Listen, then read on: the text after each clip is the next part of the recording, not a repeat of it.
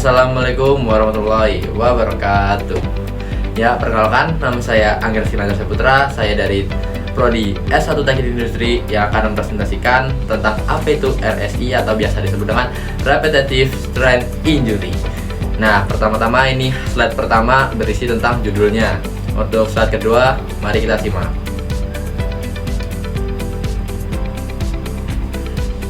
Nah, sebenarnya apa, mengapa, dan bagaimana sih untuk tentang RSI itu tersendiri? Nah, untuk RSI ini yang setelah saya lakukan riset dari jurnal-jurnal, itu secara singkatnya nih, RSI itu adalah gangguan kronis pada muskul letal dan saraf akibat gerakan berulang. Biasanya tuh posisi canggung atau statis yang gerakan berulang itu lama, terus adanya getaran atau tenaga yang kuat gitu. Untuk slide berikutnya kami ada, sebentar ya, agak frame. Istilah lain dari RSI tersendiri itu ada Cumulative Trauma Disorder atau biasa disebut dengan CTD. Dan ada lagi lainnya ya, tentunya satu lagi ada Occupational Average Syndrome. Nah, untuk istilah lainnya kurang lebih begitu ya. Terus ada gejalanya di sini secara singkat saja yang kita temui secara sehari-hari lah mungkin ya. Itu ada nyeri, kram, mati rasa atau kesemutan gitu biasanya kan. Terus ada kelemahan dan bengkak nih yang paling parah. Nah, itu untuk gejalanya. Kita slide berikutnya lagi. Di sini kami ada jenis dan contoh klinis dari RSI. Nah, RSI itu dibagi menjadi dua macam.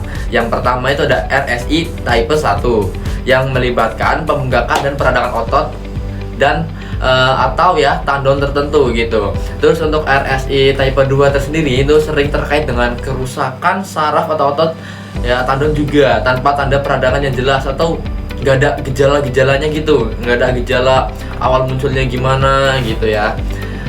Misal ya kita udah terkena RS ini tapi kita nggak sadar karena mungkin aktivitas kita itu terlalu gimana ya, terlalu full power gitu, jadi udahlah nggak usah dirasain gitu ya kurang lebihnya, jadi nggak kerasa. Tapi kalau lama-lama juga bakal ada efeknya tersendiri ya.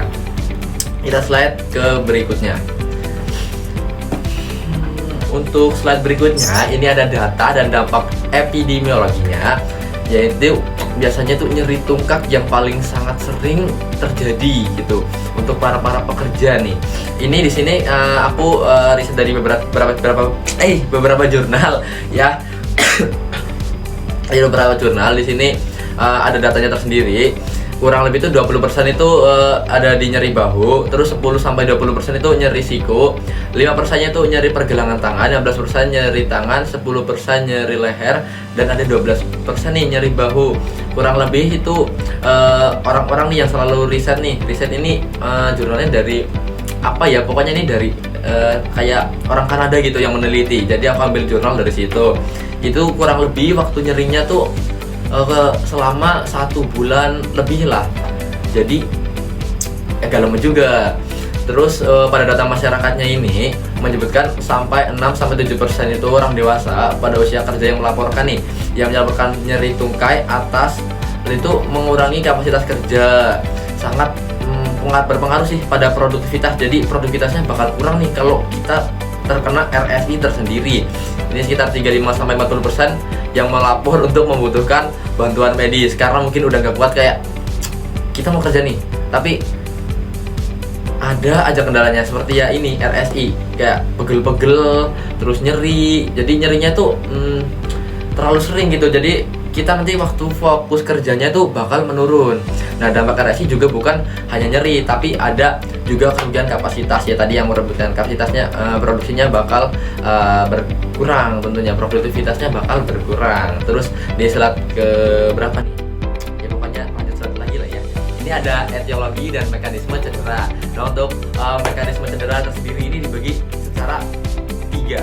Nah, ini pertama ada mekanisme primer.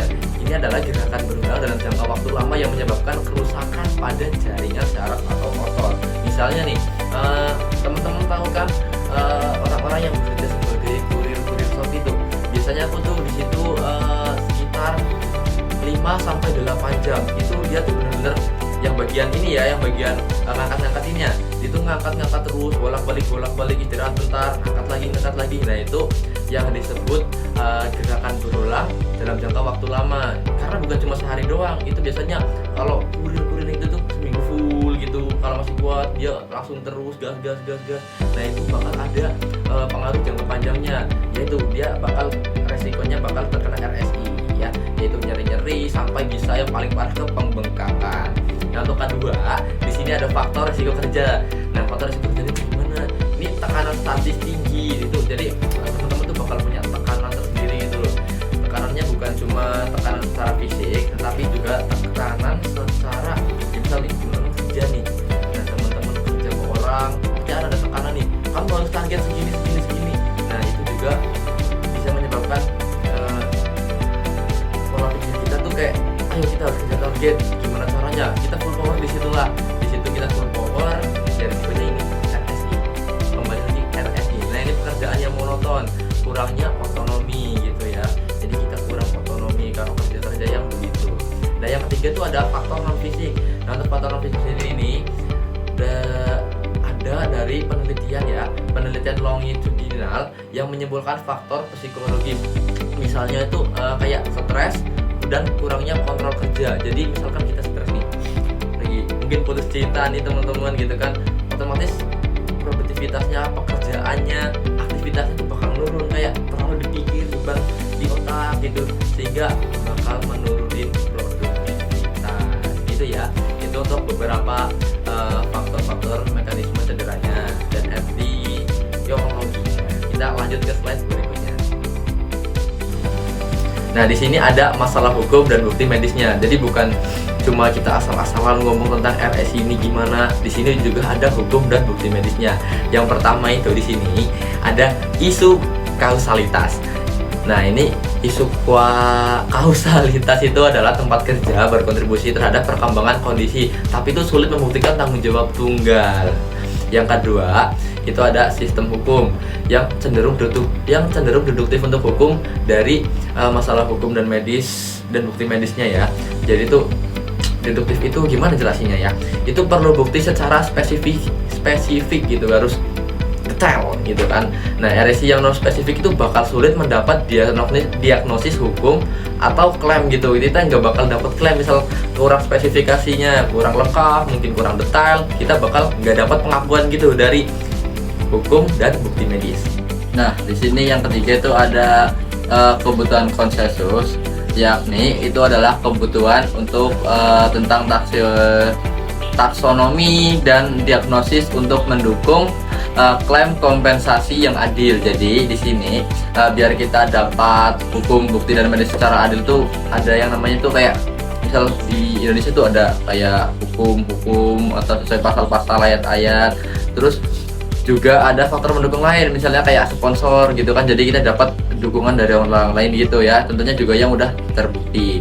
Terus yang slide berikutnya kita ada apa nih? Terakhir ya, di sini terakhir ada di kesimpulan. Nah untuk kesimpulannya yang saya dapat dari setelah saya membaca jurnal tersebut itu RSI secara singkatnya itu adalah masalah kesehatan kerja secara luas dan kompleks dan membutuhkan pendekatan biopsikososial. Klasifikasi dan masalah kausalitas ini juga bisa menghambat penanganannya di aspek hukum atau kompensasi seperti yang saya sebutkan tadi beberapa faktor-faktornya. Terus yang pertama nih di sini ada di ergonomi, perbaikan posisi kerja dan perangkat. Itu perbaikannya tuh misalnya gini nih. Nah teman-teman nih kerja itu kadang tuh kayak ada meja, kursi, keyboard, mungkin ada yang desain-desainnya kan tersendiri itu, ada yang khusus, ada yang enggak. Misalnya nih kayak gini, mejanya tuh dibuat sejajar atau kursinya itu dibuat secara ada ininya di punggungnya, jadi dia bisa nyender gitu untuk mencegah RSI tersendiri. Gitu kurang lebihnya ya untuk contoh dalam kehidupan sehari-hari. Untuk yang kedua itu ada di pola kerja. Pola kerjanya gimana sih? Kita teman-teman dan kita juga ya bisa ambil istirahat mikro, istirahat secara ringan lah, dan peregangan secara teratur. Jadi walaupun kita lagi kerja, misal kita harus olahraga ya sedikit-sedikit biar rileks otot-ototnya ya, nggak kaku gitu teman-teman ya. Terus yang ketiga itu edukasi ini ya perlu ditingkatkan lagi agar kesadaran kita tentang gejala awal RS itu bagaimana supaya kita bisa mencegah tahap ini lebih awal ya teman-teman. Nah yang keempat ini ada dukungan dari organisasi untuk penilaian resiko psikososial dan beban kerja. Kita butuh sponsor dukungan-dukungan gitu ya teman-teman ya. Untuk slide berikutnya ada apa sih? Bentar. Wah udah selesai aja nih, udah di penghujung presentasi. Ya untuk teman-teman, mari jaga kesehatan mental dan fisik teman-teman mulai dari sekarang agar tercegah dari yang namanya RSI. Gitu ya teman-teman. Mungkin untuk presentasi kali ini saya akhiri, dan saya mohon maaf jika ada tutur kata saya yang salah atau dalam cara penyampaiannya saya kurang baik. Mohon maaf sebesar-besarnya. Untuk presentasi kali ini saya tutup. Wassalamualaikum warahmatullahi wabarakatuh.